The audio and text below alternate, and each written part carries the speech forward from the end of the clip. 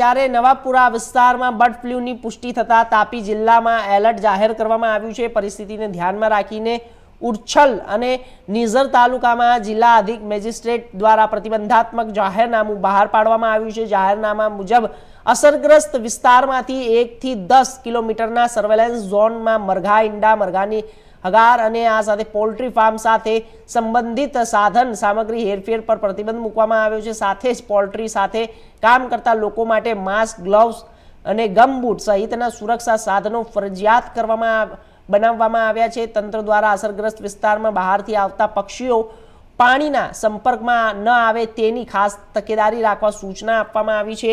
આ ઉપરાંત અનિવાર્ય સંજોગો સિવાય અવર જવર પર પણ નિયંત્રણ મૂકવામાં આવ્યું છે। જિલ્લા તંત્ર દ્વારા જાહેર કરાયેલા આદેશ 10 જુલાઈ 2026 સુધી અમલમાં રહેશે। જાહેરનામાનો ભંગ કરનાર સામે કાયદેસરની કાર્યવાહી કરવામાં આવશે તેવી ચેતવણી પણ આપવામાં આવી છે।